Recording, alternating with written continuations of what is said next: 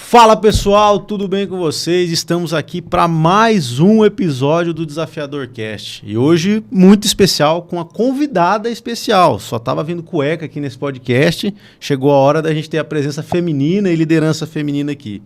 E eu vou começar com uma frase da música do Chico César, que o caminho se conhece andando, então de vez em quando é bom se perder. A convidada de hoje, Rebeca Ludovico, ela não seguiu muito manuais, né, de um caminho verticalizado para seguir. Formada em biologia, chegou à diretoria comercial de uma das melhores empresas de tecnologia para prevenção de acidente, para salvar vidas e tornar as operações logísticas mais inteligentes e eficientes no Brasil. Eu me arrisco a dizer que até hoje, a data da gravação desse podcast, é a única mulher sendo diretora, liderando essas operações. Então, Rebeca, primeiro eu quero te agradecer pela sua generosidade, o seu tempo em estar aqui presente comigo e fazer esse material para que fique eternizado, ensinar as próximas gerações. E quero começar já pedindo para que você se apresente um pouco para nós, quem é a Rebeca e como você está hoje.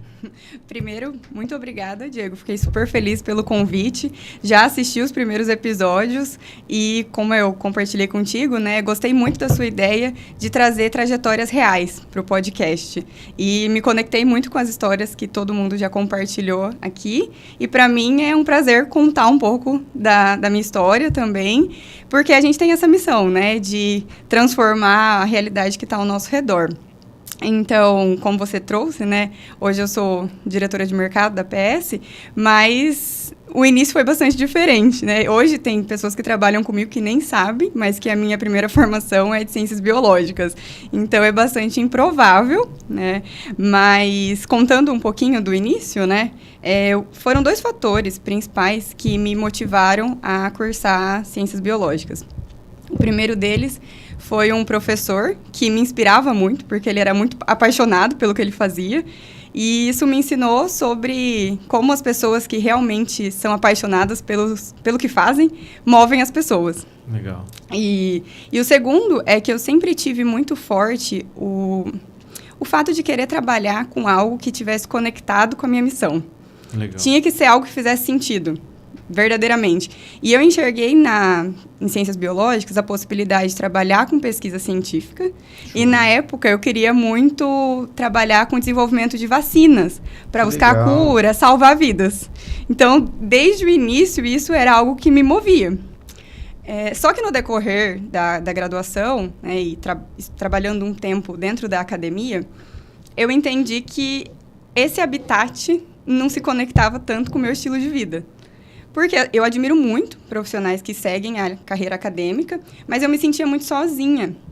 E eu enxergava que o mundo corporativo, ele traria o que me faltava, o que eu sentia um pouco de falta. O trabalho científico acaba sendo mais solitário, né, do que a nossa vida no comercial ou numa empresa de tecnologia tão pujante como a APS, né? Exato, porque você acaba ficando repetindo protocolos dentro de um laboratório, mas é mais individualista.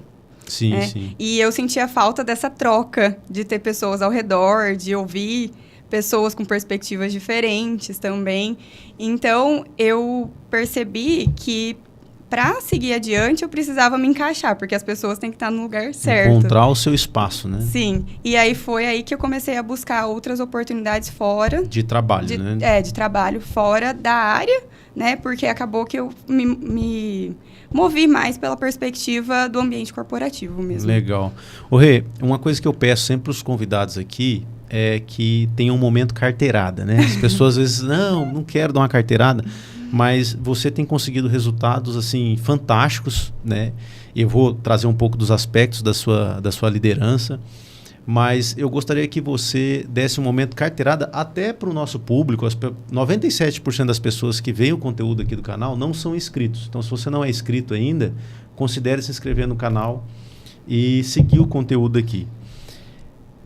Qual que é o teu maior resultado que você fosse definir num pitch de elevador, assim, qual que é o seu maior resultado nos últimos 2 ou 3 anos, para que essa pessoa que começou a ver o vídeo decida, eu vou ouvir a Rebeca até o final, porque a Rebeca é mais jovem que eu, dá para notar, né? A Rebeca está com 31, né, Rê? 32. 32 anos a Rê, mas a Rê chegou a um cargo de diretoria, já tinha completado os 32? Ainda não? Não. Aos 31 anos. O que eu acho que você conseguiu fazer, não, tenho certeza que você conseguiu fazer coisas que poucas pessoas conseguem. Uma pela juventude, outra pelo aspecto de ser mulher num ambiente muito masculino, né? Um ambiente logística. Quando você pensa em logística, você pensa mais na figura dos homens dominando esse mercado. Então eu quero primeiro esse momento carteirada para o público decidir assim, não, vale a pena ouvir esse episódio. Eu acredito que um ponto que é importante mencionar é que eu sempre fui muito exigente comigo mesma. Então, assim, independente do que eu estava fazendo, mesmo fazendo ciências biológicas ou em qualquer momento no trabalho, eu sempre fui muito exigente com os meus próprios resultados. Então, minha régua sempre foi muito alta. Legal. E isso me levou além, sempre. Mas eu sempre busquei olhar para as pessoas que estão ao meu redor e extrair delas o que tem de melhor. Muito bom. E isso me ajudou muito, porque eu olho para cada pessoa que eu conheço e penso o que ela tem de melhor e o que eu vou aprender com ela, para que eu me torne cada dia melhor também. Pega o superpoder dela e agregue aqui na minha... Exato. Tem aquele cinturão do Batman, a gente vai colocando as ferramentas ali, né? É isso. Então, acho que é ter humildade para entender que a gente tá sempre a aprender. Então, mesmo chegando até aqui, a cada dia eu percebo que eu tenho muito que aprender. Então, ter essa humildade para reconhecer que sempre tem espaço e cada um vai ter suas próprias diferenças, mas vão agregar algo novo a cada dia.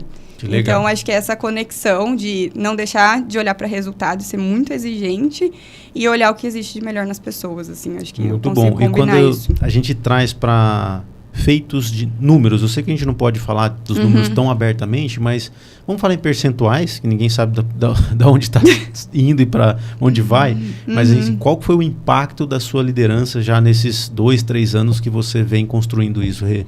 Eu assumi a liderança em 2022 e foi um cenário bastante desafiador, porque a gente estava voltando de um retorno ali pós-pandemia e que a gente tinha mudado a realidade de trabalho para um trabalho remoto. E teve o mercado mudou muito, né? Essa demanda pelo retorno presencial que foi dolorido, digamos assim, diversos aspectos estavam diferentes, então teve uma questão muito de adaptação desse retorno e o time estava bastante enfraquecido. Então, para 2023, eu tive que fortalecer muito a equipe e, assim, o que eu me orgulho muito é que de 23 para cá a gente vem batendo recordes de vendas ano após ano. Esse ano a gente atingiu mais um. Não terminamos 2025 ainda, mas o resultado ano após ano tem um crescimento de mais de 30%. Que legal, então, que legal. Isso me orgulha muito e de ver o sucesso de cada pessoa que está no time também. E esse crescimento... Tem pessoas no time que tem um crescimento ainda mais exponencial. Acabou crescendo numa velocidade até maior do que os números, né? Sim. Você não consegue tangibilizar só no crescimento da empresa. No primeiro episódio que nós gravamos aqui com o Rony falou assim, a empresa só cresceu porque as pessoas cresceram nesse processo. E é isso, né? Você vai capacitando um time, ele vai crescendo e vai trazendo os números juntos, né? Rê, eu lembro que quando saiu tua promoção, né? A gente começou lá na PS, ainda estava Trimble PS, eu tive um conflito interno, né? Eu já dividi isso contigo, porque... Pessoal, me perdoem as mulheres que vão assistir esse episódio, mas nós somos criados numa sociedade machista. Eu sempre gosto de lembrar, e eu ainda tenho dúvida até onde vai esse machismo e onde são coisas possíveis de serem corrigidas, né? Eu falo assim, minha avó é machista, minha mãe é machista. Meu pai, meu avô, consequentemente, a gente pode ser visto como machista, né? Não o lado mais pesado do machismo, mas a gente sempre... tem a figura do homem olhando para a mulher, querendo prover e proteger, né? Trazendo no comportamento básico, né? Lá em casa eu tenho 2 filhas, minha esposa, e quando eu estou no aeroporto eu vejo uma mãe que está carregando mala, eu corro lá e já pego. Falo, não, eu levo para a senhora, não sei o quê. Por quê? Porque é aquele sentimento de proteção. Eu acho que isso até certo ponto é bom. Quando eu vi o cenário de 2022, e era um cenário muito difícil, eu chego para o Rony e falo assim, Rony, será que a Rê está pronta para você apertar tanto? Será que ela está nesse momento? Será que você não vai espanar ela antes da hora, né? Forçar ela antes da hora e isso vai atrapalhar o crescimento dela? Como que você vê isso? Porque assim, eu acho que é a primeira vez que eu estou te perguntando, porque ao mesmo tempo tipo, eu sei que é duas coisas conflitantes. É um instinto de proteção, mas é um machismo de tipo, ela é mulher, talvez ela não consiga. Eu sou homem, o fulano é homem, talvez a gente está preparado para as pancar. Tanto que o diálogo é machista. Será que ela aguenta a pancada? Pô, a gente não luta, a gente é uma empresa de tecnologia que faz negócios, né? Sim. E como que você vê essa relação num ambiente que majoritariamente ele é masculino e você vem com dois aspectos, a juventude e sendo mulher? O maior desafio são vieses inconscientes, é isso mesmo que você traz, né? Muitas coisas você não tem a intenção, mas é o que está por trás, com base na sua história, formação e que existe em várias pessoas. Então, eu tenho clareza que diversas vezes, quando eu cheguei, eu fui muito julgada pela aparência, por parecer mais jovem. Então, isso sempre exigiu e é uma realidade, vai continuar exigindo muito preparo. Então, assim, eu tive que estudar muito também para ter um repertório técnico, Legal. Porque tem a dúvida, né, de Sim. será que ela é capaz de? Então, você tem realmente que estar preparado para não dar essa mancada, né? Eu vou aproveitar para fazer mais uma pergunta dentro dessa dúvida. Você acha que essa dúvida acontece só com as mulheres ou mais com as mulheres? Ou ela é qualquer pessoa jovem que vai chegar, ela vai sofrer com isso também? Eu acho que é um conjunto, né? Igual você trouxe. Mulher jovem, acho que é a maior incidência disso. Acaba sofrendo Sim. mais com isso, né? Sim. E assim, eu vejo hoje formando times, né? É nítido quando a gente contrata pessoas jovens, assim, homens e mulheres, o homem naturalmente chega mais confiante. Então, assim, a mulher, ela tem um esforço que mesmo depois de contratada ou até para contratação, a gente vai ter que dar muito um suporte para sustentar essa segurança, porque tem muitos viés inconscientes na cabeça de mulheres que se autossabotam, que deixam... que ela pode acreditar que ela não é capaz, Sim. que não vai dar certo. Eu dei risada porque eu lembrei de um meme que você falou, o homem chega mais confiante, né? Tem um meme que eu vi esses dias no Instagram que é assim, a mulher tá fazendo eventos há 4 anos e ela vai fazer uma palestra e fala, será que eu estou pronta? Aí tem um homem num jato ultrassônico, ele, como que pousa essa merda? Ele tá olhando o manual na hora, porque o homem é mais displicente com alguns detalhes, né? É sobre isso. E assim, isso vem de um histórico de muito...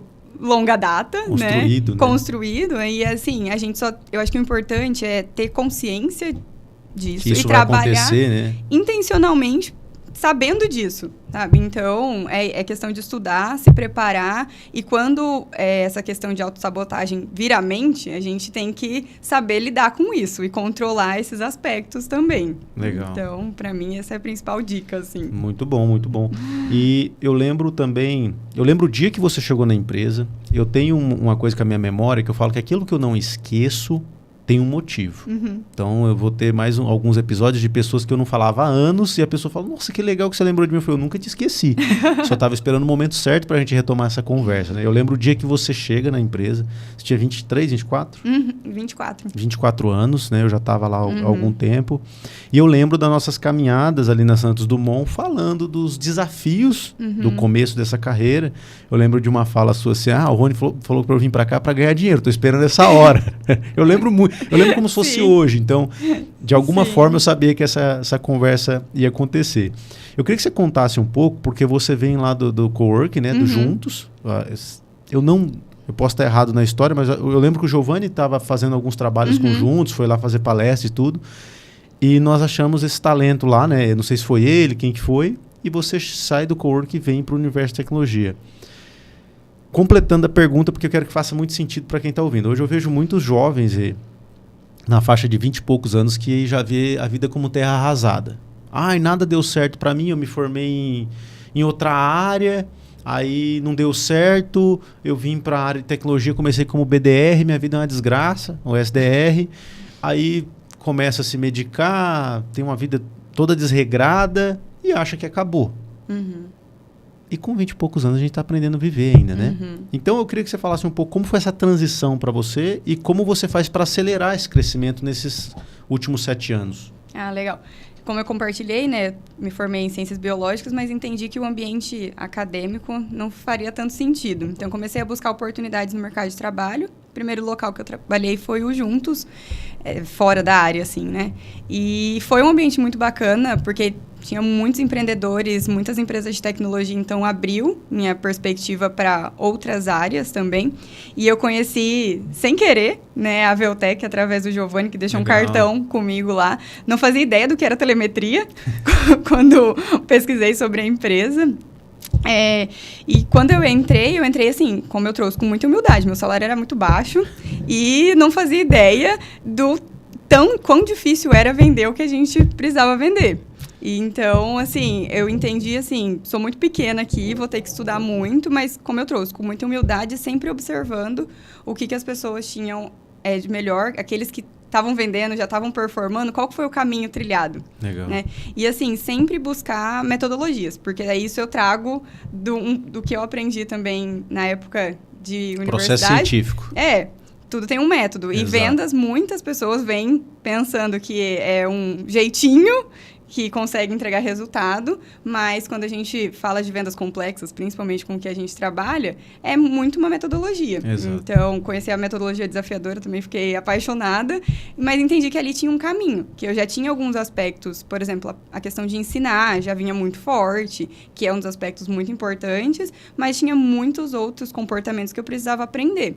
Então, você perguntou sobre a galera que está entrando. Eu acredito que, assim, ter clareza sobre os seus pontos fortes é o primeiro passo. Então, autoconhecimento, assim, apesar de ter que estudar diversos aspectos técnicos, se autoconhecer é um passo muito importante. Então, ter clareza das suas fortalezas e o que você vai fazer com isso. E reconhecer os seus pontos fracos e não querer mudar tudo isso, mas pensar assim, quem que eu vou levar junto e como eu vou extrair o melhor dessas pessoas para impulsionar meu resultado. Muito então, legal. Eu sempre tive clareza, assim, você perguntou, acho que o que me diferenciou de crescer rápido foi não querer me mudar por inteiro. Foi realmente levar adiante.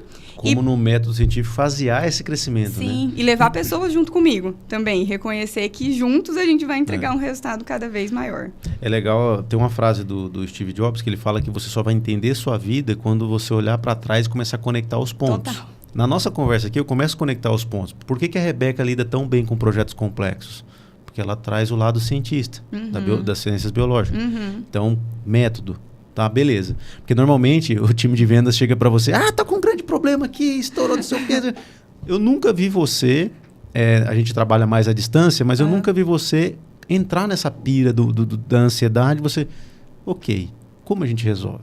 Vamos lá, vamos fasear isso, né?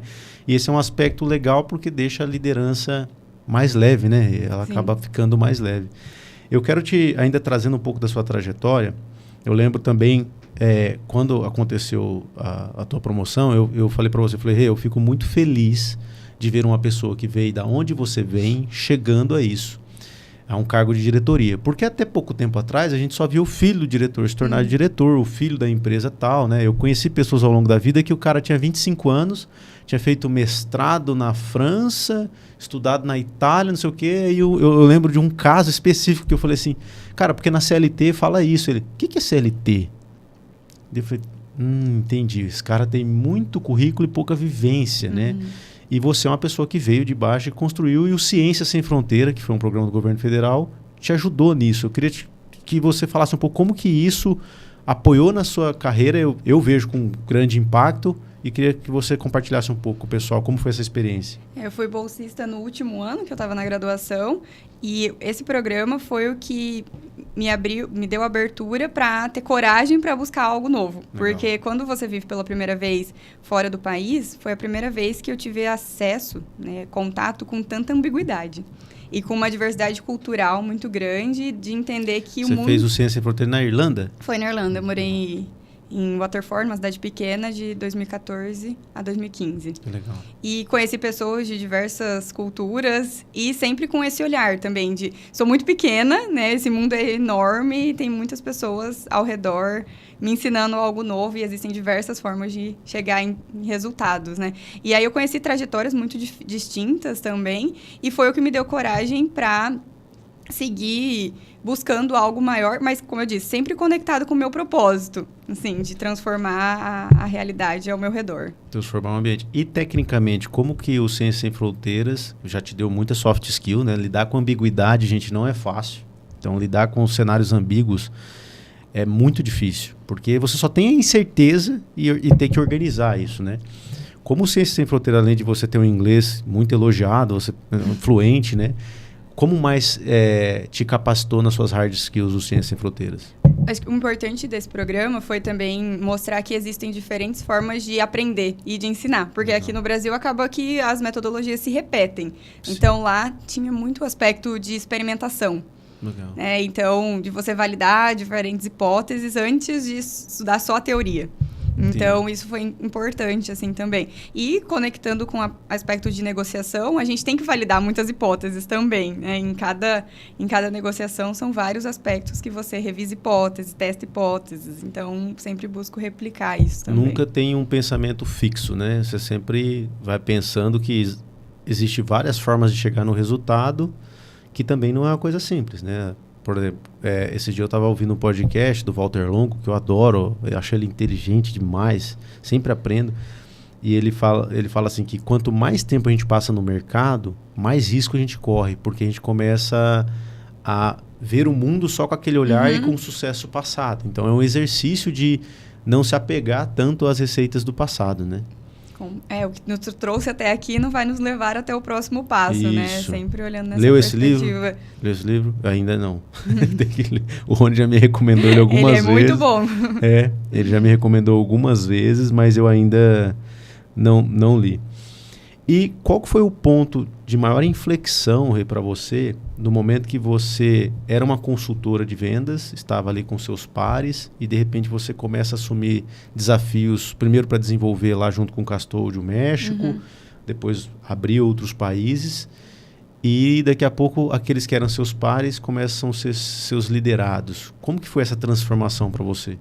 Esse projeto do México foi muito interessante, porque na época eu ainda era uma consultora e uma colaboradora individual. Então, eu era uma especialista naquele projeto, só que eu tinha que liderar diferentes áreas e processos sem ser a gestora direta deles. Então, isso me ensinou muito, porque para mim liderança é muito sobre um comportamento. Na verdade, me ensinou isso, né? Liderança é muito sobre um comportamento, sobre você inspirar, sobre você mostrar qual que é o caminho para fornecer, pavimentar aquele espaço, sabe?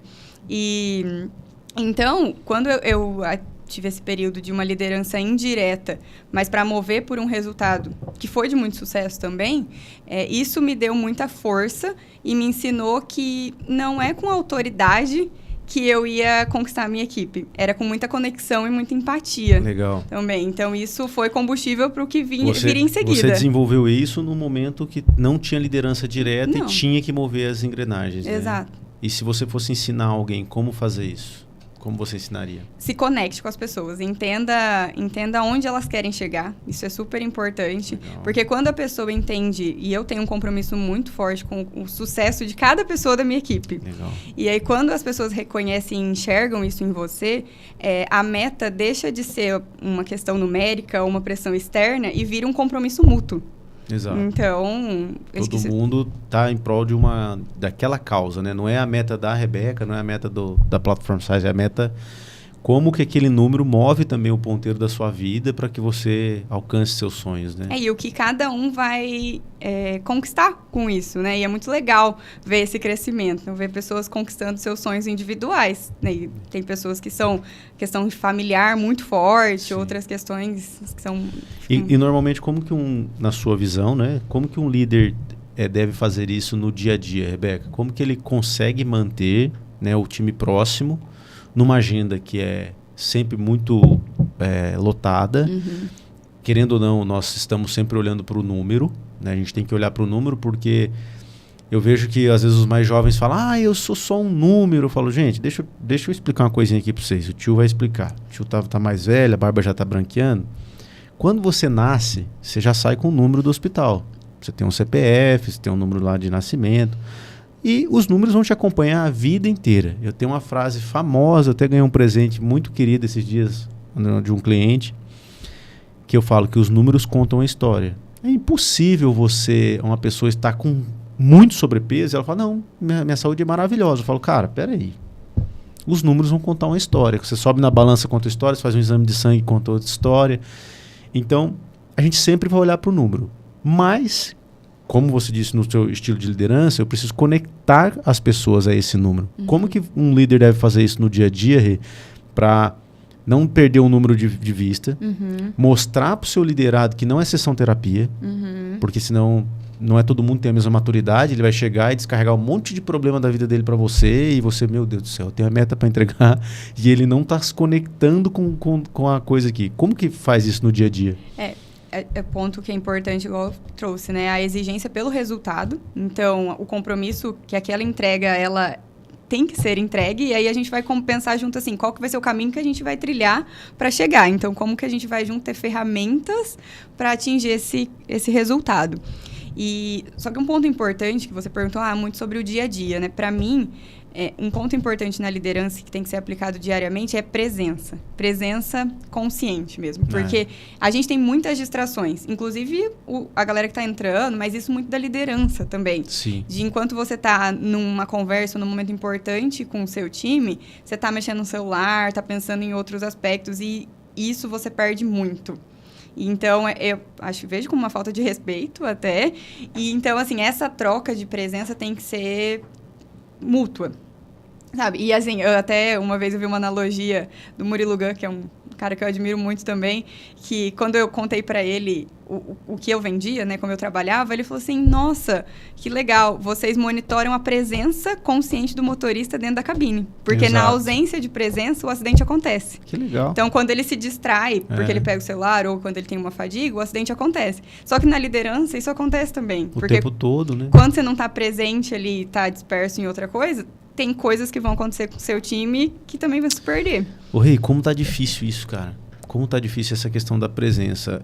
Ontem, eu sentei para comer um espetinho depois de correr. Estamos gravando hoje em Londrina, pessoal. Então, fui treinar ali no Lago Apóstata. E eu tenho esse lado professor também, né? Fiz neuropedagogia, fiz uma especialização em neuropedagogia. Sempre gostei de ensinar, né? Desde a época, meu ápice, eu tenho amigos de escola que falam assim, eu adorava as apresentações de trabalho do Diego, que era o dia que ele se realizava, né? O famoso sempre gostou de um palquinho. E eu tava todo empolgado, passando um ensinamento na mesa do bar assim, e a pessoa pegou o celular e começou a apertar assim, sabe quando a pessoa tá vendo stories rapidinho assim? Eu falei, essa pessoa não tá aqui. Não tá mesmo. Ela não tá aqui. Aí eu parei de falar.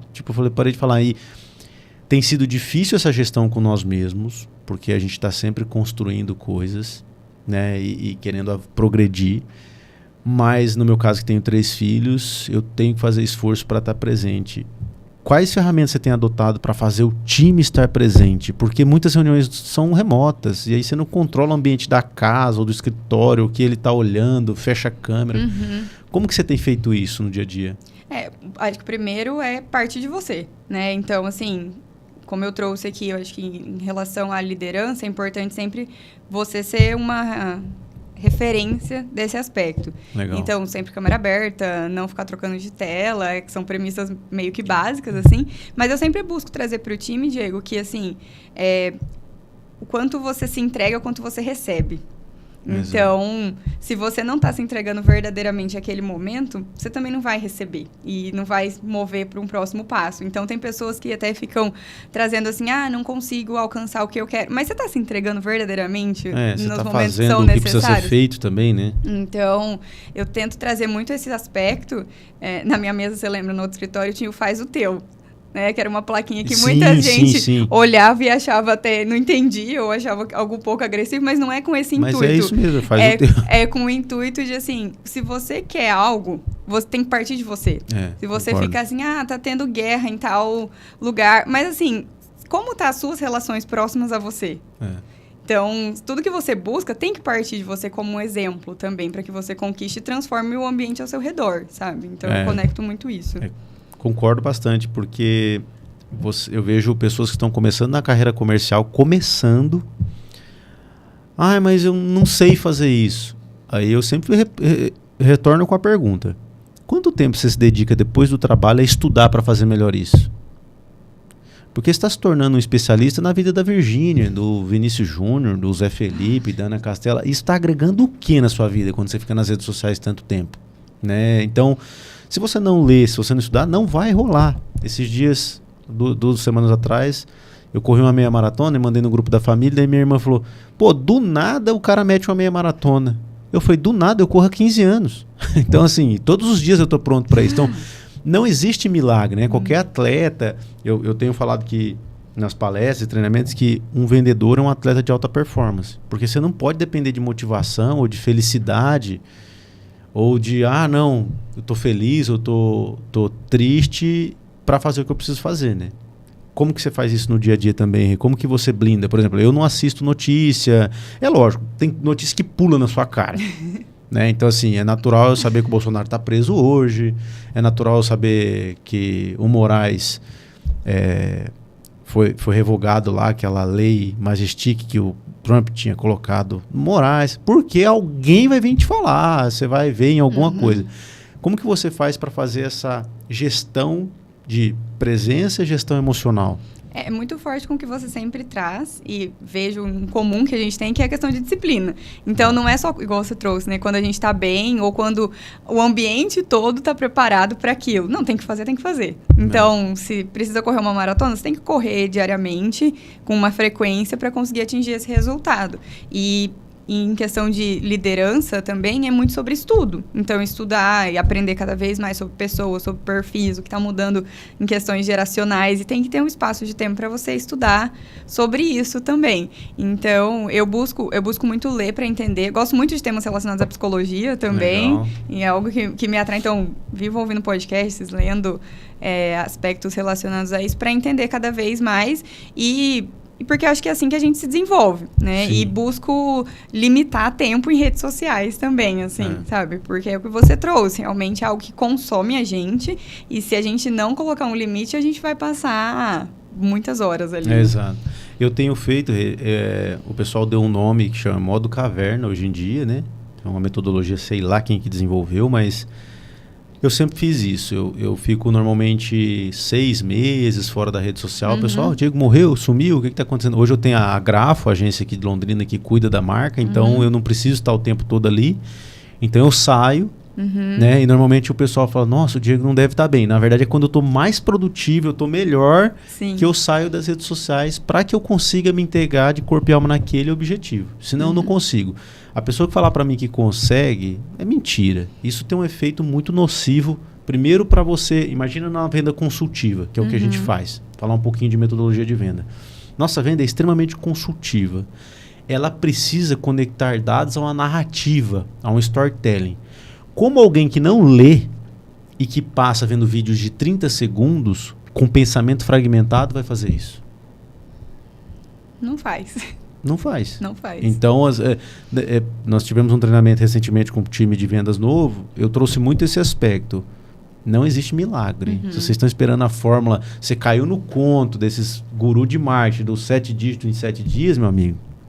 Desculpa, mas você não é muito inteligente. Se você tivesse lido mais, se você tivesse criado um senso crítico maior, você nem caía nisso. Né? O cara que comprou o curso lá achando que ia ficar milionário é falta de leitura, de ambiente econômico, de senso crítico, de saber como as coisas funcionam, né? Você comentou desse modo caverna, só trazer uma dica e um parêntese de um exercício que é muito difícil hoje em dia, mas que eu fui numa imersão, fui exposta a isso e busco frequentemente, é você tirar um espaço, um tempo para você ficar em silêncio e sozinho. Só você e seus pensamentos. Porque no mundo hoje que a gente é bombardeado de celular, mensagens e notificações, é muito difícil você ter esses momentos só com você. E a gente busca fugir disso o tempo todo, porque a gente quer sempre ser muito produtivo. Então, você está na fila, mas você tem que estar resolvendo alguma coisa no celular. Exato. Ficar sem conexão é o caos. Então, ter espaços a cada determinado dos períodos de tempo, assim, para você ter um momento de silêncio e fazer uma reflexão sozinho é muito valioso, assim, e te faz enxergar várias respostas daquilo que, às vezes, num turbilhão de informações você não consegue chegar.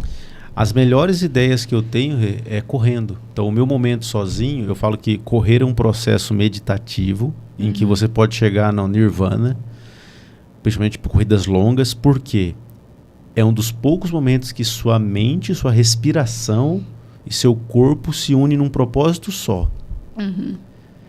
Quem nunca correu uma maratona nunca vai saber a pira que é correr uma maratona. Porque a pessoa pergunta assim, como que aguenta correr 3 horas, 3 horas e meia, 4 horas? Eu falo, cara, a mente não tá ali. Você deixa de ser sua mente. Então você entra num estado... Eu acho que é um dos processos meditativos assim, mais profundos, né, que tem. E nesse aspecto, cada pessoa tem que buscar o que vai fazer sentido para ela e o que vai funcionar. Exato. Para mim, eu fico defendendo a seita da corrida sempre, né, tentando trazer as pessoas. Falo, não tem como você não melhorar a sua vida se você começar a correr, porque vai melhorar seu sono, sua alimentação, sua clareza mental, uma série de coisas, né? Mas cada pessoa, tem gente que é um inferno pensar em correr. Fala, Deus me livre. Mas tem crescido muito, né? Tem muito, assim. Eu brinco que eu corro desde o tempo que não era moda, que era só visto como doido. Olha um doido correndo ali. Então eu corro desde essa época. Quando eu fui me preparar para a gente conversar, apesar da gente se conhecer há algum tempo, eu sempre faço um processo de pensar o que eu vou extrair de melhor dessas pessoas. Nesse processo, eu fui lá no teu LinkedIn e ver o que as pessoas falavam de você. Eu vou ler algumas frases aqui, pessoal. A capacidade de desenhar processos e coordenar esforços em situações ambíguas, que apareceu muito aqui no seu discurso. A Bruna Canali comentou lá, combina raciocínio lógico e leveza. A Dálgima, recém-mamãe aí, comentou, comanda sem causar conflitos, mas sem perder firmeza. Nós viemos de um modelo de liderança e ele é muito diferente do seu. E isso exige muita coragem, né? Porque você saber, sempre foi feito assim, sempre deu certo. Mas eu não sou essa pessoa. Como que você consegue manter essa leveza? Isso aparece muito, né? De você ser uma pessoa leve. E aparece no seu comportamento. Se você chora no banho, eu não sei, mas em público nunca vi, sempre muito tranquila. E ao mesmo tempo se manter firme, respeitada. Como que é isso se você fosse ensinar para alguém? É que eu já vejo assim, a gente tem tantos problemas no dia a dia, tantas coisas para resolver, e eu não quero ser mais um. Então, para mim, não precisa causar ainda mais. Então, assim, se existe uma questão, vamos... Igual você trouxe o exemplo mesmo. Sempre que alguém me traz, fala, vamos pegar essa bola de neve, vamos dividir e vamos pensar como resolver. E se não tem que resolver, vamos lidar com as consequências sabendo disso, né? Mas isso foi um desafio muito grande, Diego. Só que, assim, quando eu enxerguei que o meu estilo era diferente, mas ia ser muito difícil eu me mudar totalmente, vestir uma máscara que não era minha, porque isso fica muito pesado. Sim. Então, eu sempre defendi muito a questão da transparência, da autenticidade. E como eu acreditava que as pessoas conseguiam entregar resultados de formas diferentes, para mim, é isso que eu quero mostrar mesmo, que existem formas diferentes de chegar. Só que ao fazer isso, o que me surpreende é que as pessoas têm um respeito tão grande quando vem meu compromisso que elas buscam ter essa troca também. Então, acaba que liderar pelo exemplo também, né? Acaba que isso arrasta. E o fato, embora eu seja muito tranquila nesse aspecto, eu sempre tenho uma pressão muito grande pela entrega de resultados, né? Então, isso eu levo adiante porque é inegociável, né? A gente vai entregar, a gente só vai ter que buscar formas de como chegar nesse resultado. E, diferente de alguns estilos de liderança, você não impõe nada, né? Você sempre busca esse caminho com o liderado, né? Você vende... Eu tenho, assim, olhando de fora, que você nem vende uma ideia que é tua. Se você faz isso, você faz com uma maestria tão grande que ninguém percebe, né? Mas você realmente costura essa... como que nós vamos fazer? Como que você faz isso, tendo tranquilidade que o resultado pode estar em risco, porque pode não ser o melhor caminho, né? Porque, às vezes, no papel do líder... Todo mundo, quando começa em liderança, vai cometer esse erro de, não, eu sei mais, por isso que eu sou o líder, deixa eu impor a ideia. Talvez isso tenha sido natural, pela questão da humildade que eu trouxe, né? Mas eu sempre vejo, e já trago essa analogia para o meu time, que a gente é um quebra-cabeça. E nós somos um quebra-cabeça, e eu faço parte. E dentro desse quebra-cabeça, cada um é uma peça, e nenhuma peça pode faltar nessa composição. Sim. Então, não tem peças maiores ou melhores. Cada uma tem as suas forças, e nenhuma é igual à outra. Então, eu tento enxergar isso e extrair o melhor de cada uma delas. E acho que olhando nessa perspectiva é o que eu sempre busquei replicar e trazer para o time. No conceito de hierarquia, você acredita numa hierarquia verticalizada ou isso não existe mais? Existe, né? E acho que eu não acredito que funcione.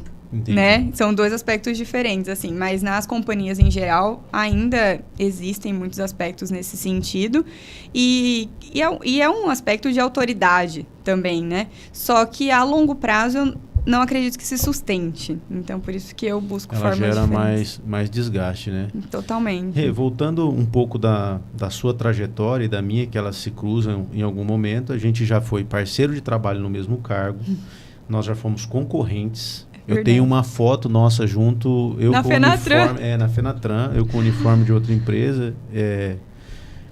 Eu acho que apesar de tudo eu consigo manter as relações ao longo do tempo.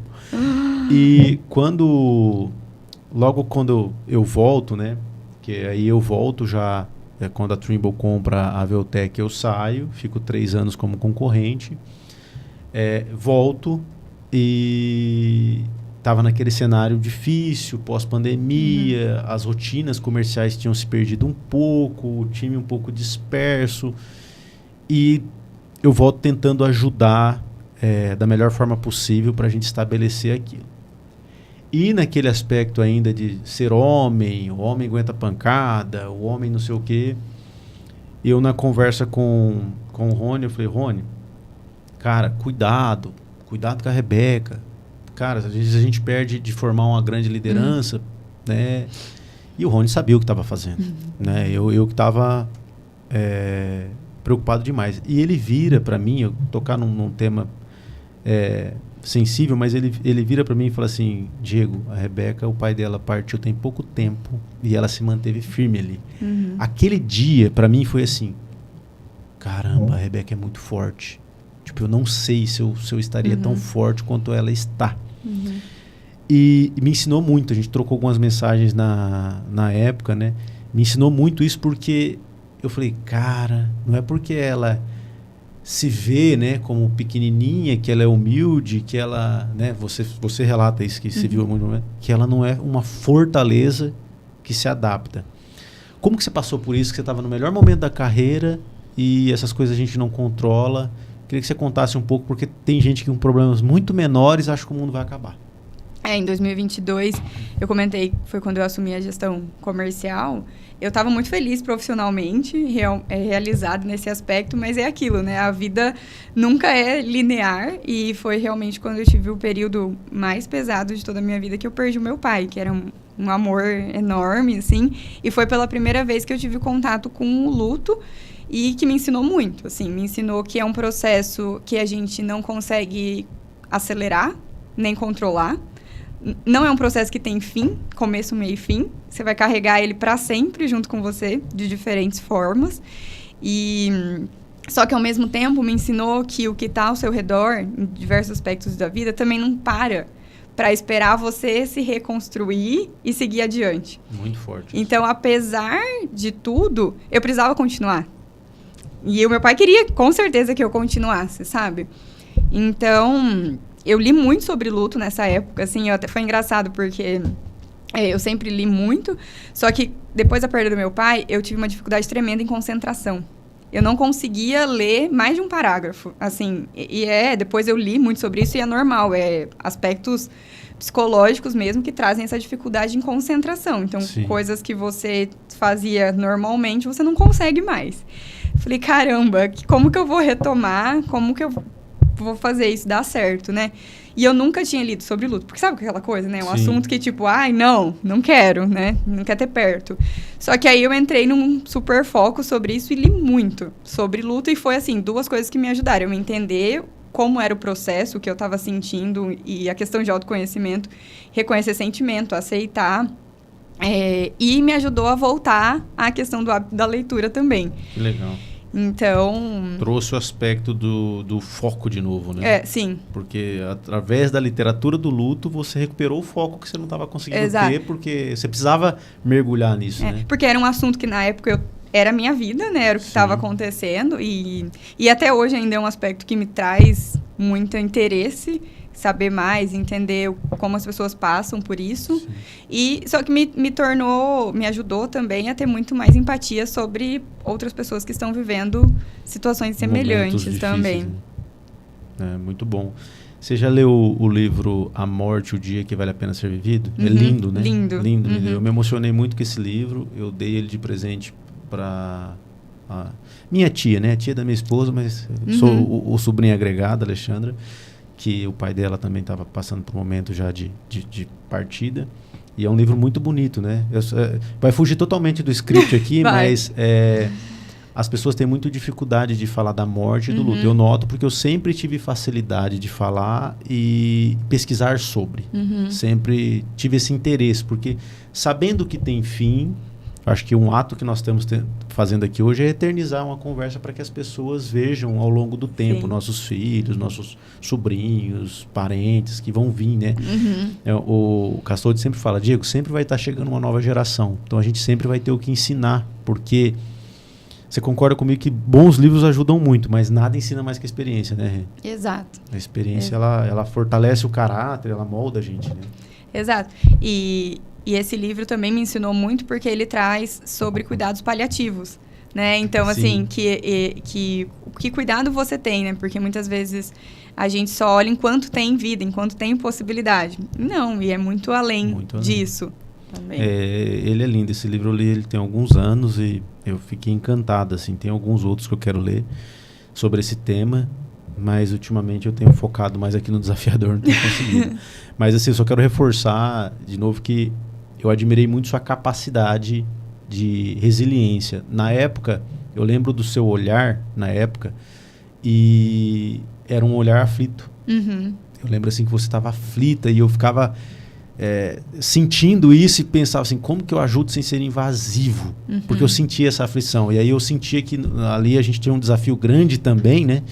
Eu falava, cara, e você me mostrou assim uma fortaleza e uma sobriedade para passar por isso que realmente poucas pessoas têm. Então, assim, outra pergunta que eu quero te fazer, o que está presente do seu pai no seu estilo de liderança? Porque eu vejo as fotos dele, ele parece ser uma pessoa muito fofa, muito empática, né? Ele parece ser muito bonzinho, né? Ele vive em mim, assim, mas uma coisa... O meu pai escolheu meu nome, né? E o meu nome significa aquela que une. E pra mim ele foi muito certeiro desde o início. Agora eu vou começar a chorar aqui. Desculpa, porque... mas eu acho que vale a pena as pessoas verem isso. Porque eu busco fazer isso, unir as pessoas em todos os aspectos e onde eu estou. Então eu faço isso na perspectiva profissional, mas sempre fiz isso na vida, assim, sabe? Legal. De buscar unir as pessoas para entregar um resultado, para estar junto. Então, isso pra mim, dele é muito forte. Que legal. Então ele continua presente nos nossos dias, né? Sim. Apesar de eu não ter conhecido ele pessoalmente, ele está presente porque isso influencia todo o nosso trabalho. Rê, para a gente partir para o último bloco, né? Para falar para quem vai assistir esse vídeo. Aqui, vocês notaram, pessoal, que todos os convidados aqui são pessoas que, primeiro, marcaram a minha vida de alguma forma. Então, eu aprendi. Então, isso nós temos em comum também de aprender o que tem com o outro. O que o outro tem de melhor, né? Então... tenho aprendido contigo, observando. Pessoas reais. Então, a Rebeca não é um personagem, a Rebeca não decorou pitch, a Rebeca não veio aqui se vender. Ela veio aqui compartilhar com generosidade a sua experiência, né? E chegar num cargo de liderança que é para poucas pessoas, mesmo tendo vindo de uma área que não é a área... Se eu falasse... Pensa assim, eu cheguei numa reunião e falei, tem uma empresa que cresce 30% ao ano e quem toca a operação é uma bióloga. Iam dar risada, falar, não é possível, não sei o quê. E é isso, né? Como eu abri aqui, o caminho a gente vai se conhecendo andando, isso não foi planejado, né? Então, para a gente partir para essa parte de conclusão, o que você deixa de mensagem principalmente para as mulheres, você é a primeira mulher a vir aqui no Desafiador Cast, para as mulheres de crescimento, posicionamento na carreira e chegar nos cargos mais altos que a gente tem N casos de sucesso aí, você vê o Nubank, você vê várias empresas, a CIMED, que tem também mulheres ali na gestão, são grandes empresas, um comando feminino. Qual a mensagem que você deixa para esse público? Bom, conectando muito do que eu já trouxe aqui hoje, não pare. mesmo que o desafio pareça enorme, pareça muito maior que você, mesmo que as pessoas não acreditem, siga em frente. Se conheça, tenha muita clareza de quais são as suas forças, que vai dar certo. Que no final os pontos vão se conectar e juntas a gente vai chegar ainda mais longe. Então não pare, só siga e que tudo vai dar certo. Muito bem, muito bem. Rê, mais uma vez, muito obrigado. É um prazer, um presente. Eu tenho falado isso e isso sai do meu coração mesmo. Essa conversa já estava agendada pelo autor da vida, mas ela acontece no momento certo. Você vê que nós nos emocionamos aqui, né, na conversa, porque você é uma pessoa que eu tenho profunda admiração e aprendi a aprender com você. Não foi algo natural. Não foi algo natural. Teve uma pessoa que falou para mim assim, Diego, passe a olhar para a Rebeca e veja tudo que ela tem que você não tem. Daí eu... faz sentido. Porque suas maiores fortalezas são minhas maiores fraquezas. Então, assim, fez muito sentido. E quando eu virei essa chave, eu falei, cara, eu tenho que aprender muito com a Rê. Como um bom homem que sou, trouxe um presente, mas não está embrulhado. Porque chegou ontem, quando eu estava saindo de manhã lá de casa, eu peguei na portaria. É um livro que influenciou muito como organizar o meu ano esse ano, porque foi um ano muito difícil. A única coisa, eu já te falei dele nas nossas reuniões. Então, um marcadorzinho de página personalizado. Então, quero te dar de presente. Obrigada. Te agradecer pelo ano, por esse momento e te desejar muito mais sucesso, que você cresça e que eu possa ser um espectador ou alguém que ajude nesse crescimento. Obrigado, viu? Eu queria só reforçar e parabenizar, você está arrasando nessa iniciativa, assim, desde a primeira vez que eu te conheci, eu vi muito isso em você, isso de querer ensinar todo mundo que está ao redor para transformar, porque cada vez mais que a gente tem pessoas crescendo, a gente cresce juntos também. Então, parabéns pela iniciativa do canal. Vejo que você está trazendo histórias reais, que são muito bonitas e fiquei super feliz de poder compartilhar aqui também. Tenho certeza que daqui 20 anos a gente vai assistir, vamos dar risada, mas vamos se orgulhar bastante também. Sim, espero que sim. Obrigada pelo presente e conte comigo. Tamo junto. Muito obrigado. A gente construa coisas muito boas aí e ensina nova geração. Obrigada. Pessoal, esse é mais um episódio do Desafiador Cast, cheio de histórias, de storytelling, de verdade e de emoções, né? Então foi um prazer ter a Rebeca aqui hoje. Eu quero deixar alguns agradecimentos finais a você que assistiu até aqui. Se você assistiu até aqui, você já faz parte de um grupo muito seleto. As pessoas estão vendo a nova dancinha da Virgínia agora e você viu um conteúdo de profundidade com pessoas reais. Também quero deixar meu agradecimento à Platform Size, a melhor, inquestionavelmente, e mais inteligente empresa para você gerir sua frota, seus motoristas e tornar sua operação mais segura e mais inteligente. A agência Grafo, se você procura uma agência de marketing alinhada aos valores que nós falamos aqui, fale com o Bruno está lá para te atender, uma pessoa séria, que não faz falsas promessas e que trabalha com muito amor e empenho. Então, a agência Grafo está aí para te ajudar, aqui em Londrina, inclusive, tá? Mas pode te ajudar em qualquer empresa do Brasil. Agradeço mais uma vez, considere se inscrever no canal e até mais. Um abraço. Tchau, tchau.